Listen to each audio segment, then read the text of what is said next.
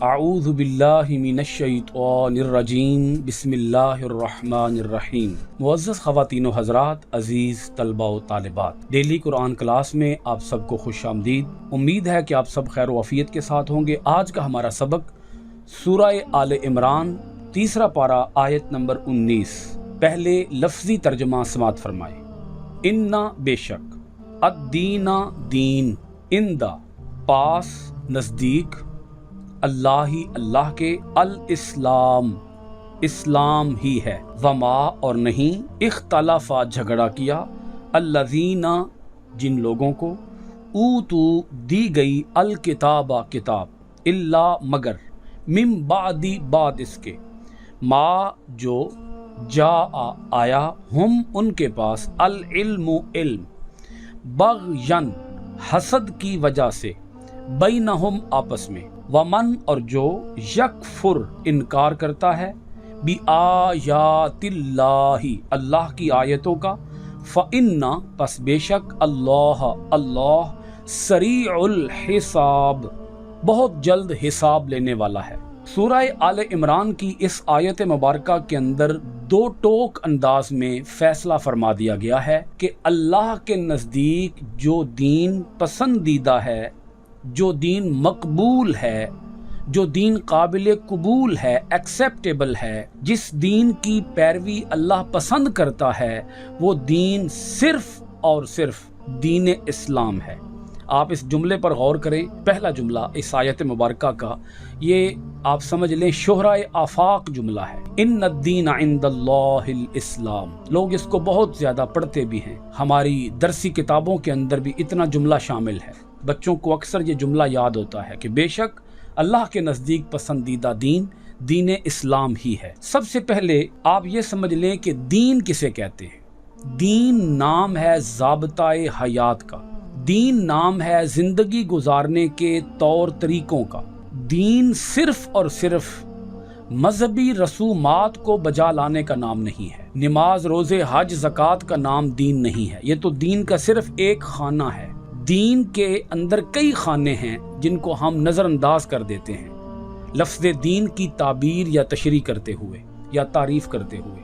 مثال کے طور پر اخلاق دین کا ایک خانہ ہے، سیاسیات دین کا ایک خانہ ہے، معاشیات دین کا ایک خانہ ہے، تہذیب و ثقافت دین کا ایک خانہ ہے، عدالت دین کا ایک خانہ ہے، صحافت دین کا ایک خانہ ہے، ہماری انفرادی زندگی دین کا ایک خانہ ہے، ہماری اجتماعی زندگی دین کا ایک خانہ ہے۔ آپ سمجھ لیں گھر سے لے کر پارلیمنٹ تک زندگی کے ہر گوشے پر دین حاوی ہے، زندگی کے ہر پہلو پر دین حاوی ہے۔ انسانی زندگی کا کوئی ایسا خانہ، کوئی ایسا گوشہ، کوئی ایسا پہلو نہیں ہے کہ جس کے بارے میں دین کے اندر رہنمائی موجود نہیں ہے۔ اگر میں یہ کہہ دوں تو شاید آپ کو بات بڑی آسانی کے ساتھ سمجھ آ جائے کہ دنیا کے اندر جتنے بھی مذاہب ہیں وہ صرف مذاہب ہیں۔ مذاہب کا مطلب کیا ہے کہ عبادات کی ادائیگی کے طریقے، پوجا پاٹ کی ادائیگی کے طریقے، اس کا نام ہے مذہب۔ لیکن جب لفظ دین آئے گا تو دین کے اندر زندگی کا ہر گوشہ شامل ہوگا۔ آپ زندگی کے کسی لمحے کو بھی دین سے باہر نہیں نکال سکتے۔ دین کے اندر سب کچھ ہے، اور دین دنیا کے اندر صرف اور صرف اسلام ہے، باقی سارے مذاہب ہیں۔ کوئی ایسا دین نہیں ہے کہ جو زندگی کے تمام طریقوں کو بیان کرے ما سوائے اسلام کے۔ لہذا دین کا جو لفظ ہے وہ صرف اور صرف اسلام کے ساتھ ہی سجتا ہے، اسلام کے ساتھ ہی خاص ہے۔ کسی دوسرے دین کو ہمیں دین نہیں کہنا چاہیے، مذہب کہنا چاہیے۔ اب سمجھیے گا اسلام کسے کہتے ہیں۔ ہر زمانے کے نبی پر اللہ تعالیٰ نے جو نازل فرمایا اس کی اطاعت و اتباع کو اسلام کہتے ہیں۔ یعنی حضرت آدم علیہ السلام سے لے کر آخری نبی تک جتنے بھی پیغمبر آئے، جس دور کے اندر آئے، اس دور کے لوگوں کے لیے اس پیغمبر کی اطاعت واجب تھی، فرض تھی۔ اگر وہ اپنے پیغمبر کی اطاعت نہ کریں تو وہ دائرہ اسلام سے خارج ہو جائیں گے۔ یکے بعد دیگرے مختلف انبیاء دنیا کے اندر آتے رہے، یہاں تک کہ जनाब हज़रत मोहम्मद सल्लल्लाहु अलैहि वआलैहि वसल्लम का दुनिया के अंदर ज़हूर हो गया और ये ऐलान कर दिया गया कि ये अल्लाह के आखिरी नबी हैं, अब इसके बाद और कोई नबी नहीं आएगा। तो जब नबुव्वत का सिलसिला ख़त्म हो गया तो अब इस्लाम नाम हो गया इत्तिबाए मुहम्मदी का। ये एक बहुत बड़े एतराज़ का जवाब हो गया है। वो लोग जो दुनिया के अंदर दीन की हिस्ट्री का मुतालिया करते हैं, उनके जहनों के अंदर एक बहुत बड़ा सवाल पैदा होता है। इस आयत मुबारका ने इन्ना दीन इंदल्लाहिल इस्लाम, इस आयत मुबारका ने एक बहुत बड़ी गिरा खोल दी है कि मुख्तलिफ ज़मानों के अंदर मुख्तलिफ अंबियाए किराम अलग अलग दीन लेकर नहीं आए, बल्कि सब ने अपने अपने वक्त में एक ही दीन की दावत दी है और एक ही दीन की तबलीग की है, क्योंकि वो सब हक के पैगाम्बर थे, हक की तरफ बुलाने वाले थे, हक के साथ मबऊस किए गए थे और हक एक ही है, इसलिए सब एक ही दीन के मुबल्लिग बनकर आए थे। अल्लाह पाक फरमाता है यहूदियों को भी, ईसाइयों को भी, मुशरिकीन मक्का को भी और क़यामत तक आने वाले तमाम इंसानों को भी कि जनाब हज़रत मुहम्मदुर रसूलुल्लाह सल्लल्लाहु अलैहि वसल्लम भी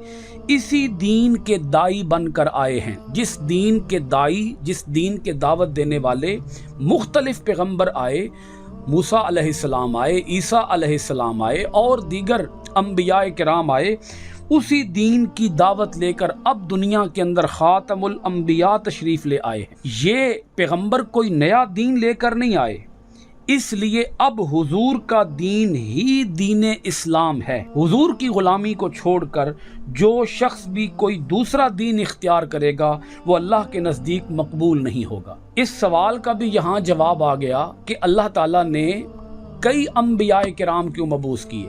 दुनिया के अंदर एक ही नबी आ जाता, एक क्वेश्चन है ये, एक ही पैगम्बर होता, दुनिया के अंदर 4 किताबें ना आती, मुख्तलिफ सहीफ़े ना आते, किताब भी एक ही होती, सहीफ़ा भी एक ही होता, कोई दूसरा सहीफ़ा ना होता, कोई दूसरी किताब ना होती, बस सिर्फ एक किताब होती, एक पैगम्बर होता।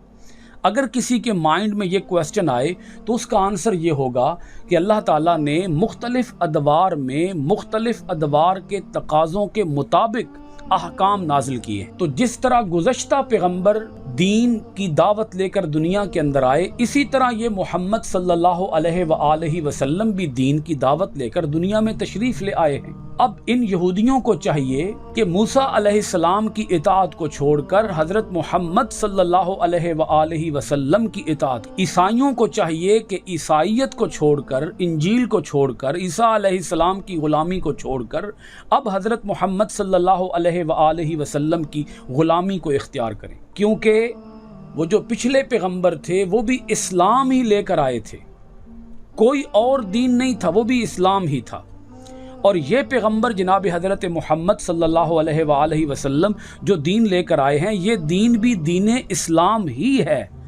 तो अगर वो उस दीन को मानते हैं तो इस दीन को क्यों नहीं मानते?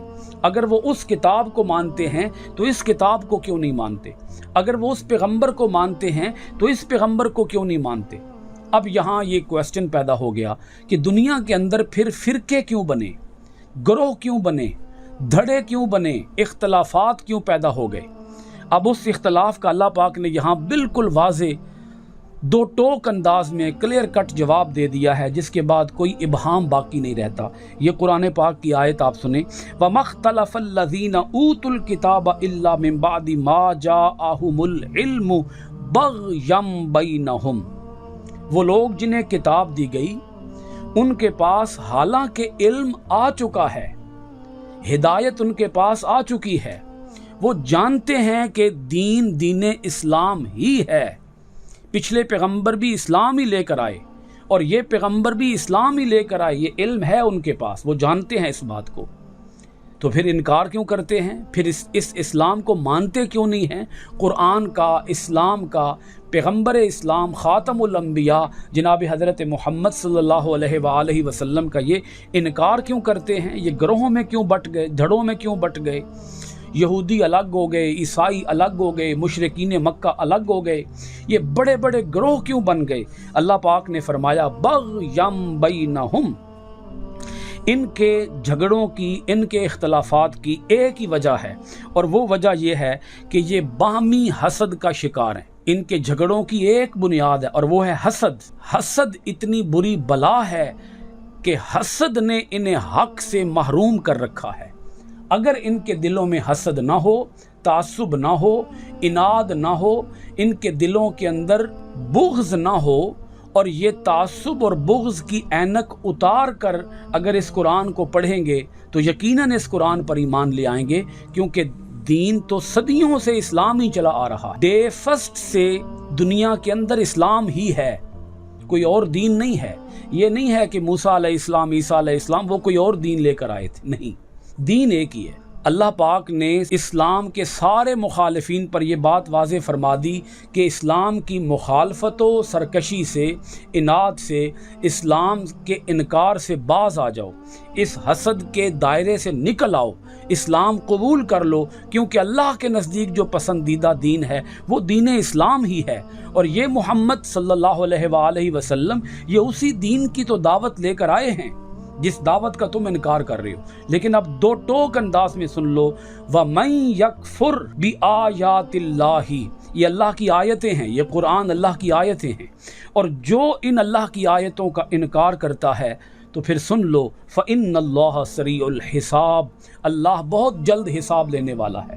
مطلب کیا ہے کہ اب قیامت بالکل قریب ہے، قیامت دور نہیں رہی، اب کوئی فاصلہ نہیں رہا قیامت کے آنے میں، کوئی بہت زیادہ زمانہ نہیں رہ گیا قیامت کے آنے میں، اللہ بہت جلد حساب لینے والا ہے، اور جب اللہ تعالیٰ حساب لے گا تو ان کے حسد کی انہیں سزا دے گا، ان کے حسد کی وجہ سے اللہ تعالیٰ انہیں جہنم کی آگ میں جھونکے گا۔ اگلی آیت سنیے گا، اس کے اندر بھی حد کر دی اللہ رب العالمین نے اپنی بات سمجھانے کے لیے۔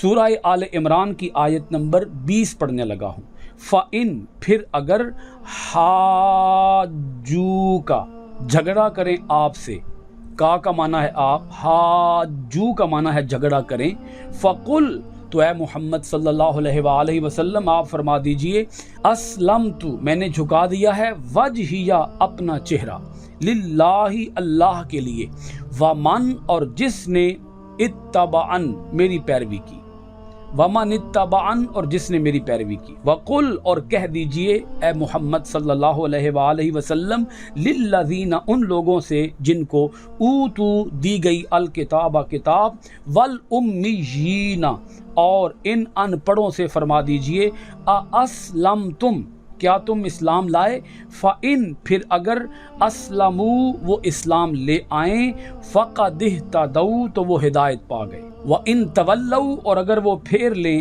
فَإِنَّمَا، پس بے شک صرف، عَلَيْكَ، آپ کے ذمے، البلاغ، پیغام پہنچا دینا ہے، واللہ، اور اللہ، بصیر، دیکھنے والا ہے، بالعباد، بندوں کو۔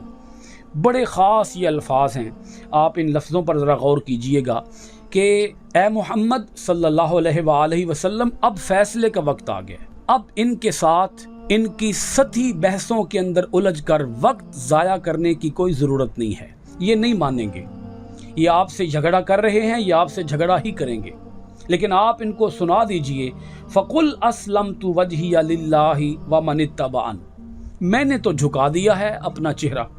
اچھا، وجہ ہی جو ہے، وجہ ہی، اس کا معنی ہے میرا چہرہ، لیکن عرب کے معاشرے کے اندر جب سر تسلیم خم کرنا ہوتا تھا تو وہ اپنا چہرہ جھکانے کے بارے میں بولتے تھے کہ میں نے اپنا چہرہ جھکا دیا۔ مثلا ہمارے اردو کے محاورے کے اندر سر کہتے ہیں کہ سر تسلیم خم ہے، جو مزاج یار میں آئے۔ اگر ہم نے کسی کی بات کو تسلیم کرنا ہو تو ہم کہتے ہیں کہ ہمارا سر جھک گیا ہے آپ کی بات کے سامنے۔ کیا مطلب کہ آپ کی بات کو ہم نے تسلیم کر لی، مان لی ہے آپ کی بات۔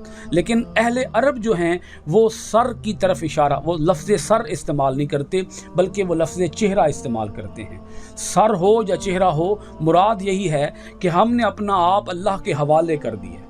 دین نام ہی خود سپردگی کا ہے، دین اسلام نام ہی اس چیز کا ہے کہ اللہ کی کامل اطاعت، کتاب اللہ کی کامل اطاعت، رسول پاک صلی اللہ علیہ وآلہ وسلم کی کامل اطاعت۔ تو فرمایا کہ میں نے تو سر جھکا دیا ہے اللہ کے حضور، اللہ کی رضا کی خاطر، ومن اتبعن، اور جن لوگوں نے میری پیروی کی ہے انہوں نے بھی سر جھکا دیا ہے۔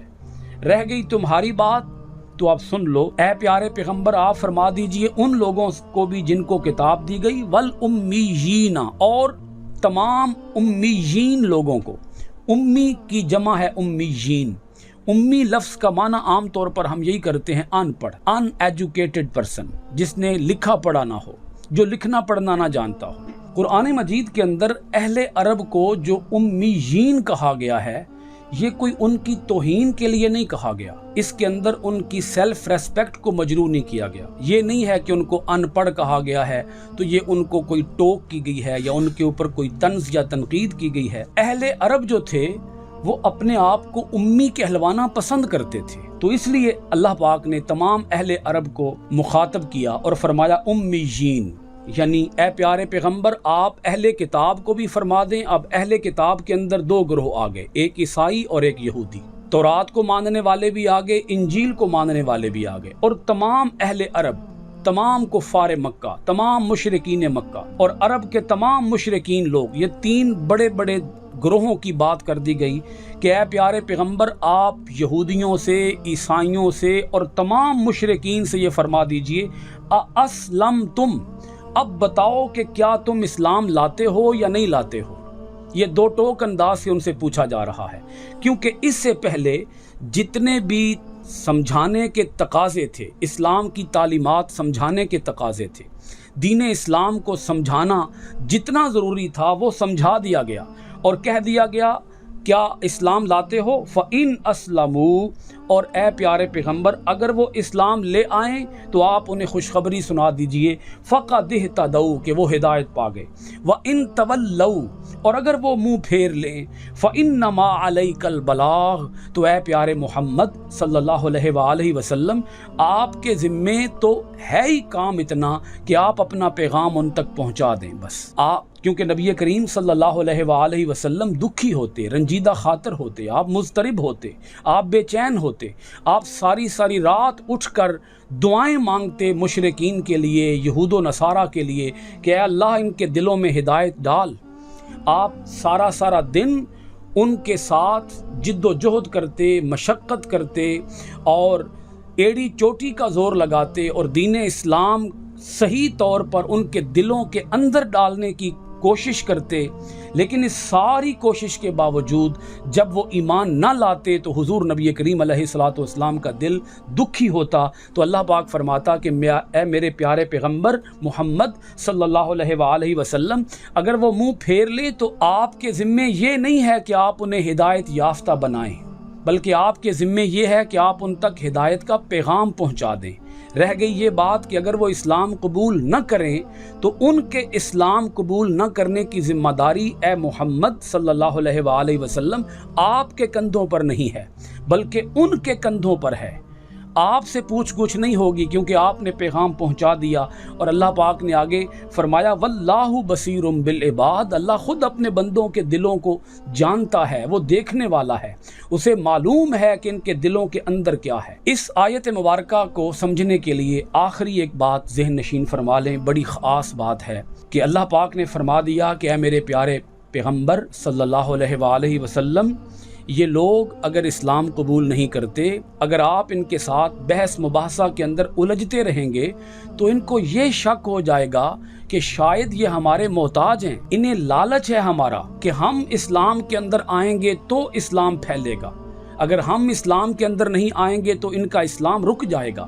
اللہ پاک نے یہ باتیں اس لیے اپنے پیارے پیغمبر کی زبان سے کہلوائیں کہ اے میرے پیارے پیغمبر صلی اللہ علیہ وآلہ وسلم آپ ان کو فرما دیجئے ہم تمہارے کوئی محتاج نہیں ہیں، ہمیں کوئی لالچ نہیں ہے کہ تم آؤ اسلام کے اندر تو ہمارے اسلام کو ترقی ملے، ہمارا اسلام خوب پھلے پھولے۔ فرمایا نہیں، تم نہیں آتے نہ آؤ، ہمارا کام تھا تمہیں اسلام کی دعوت پہنچانا، تمہیں اسلام سمجھانا، اور وہ ہم نے تمام تر تقاضے پورے کر دیے اور ہم اللہ کے حضور بری و ذمہ ہو گئے۔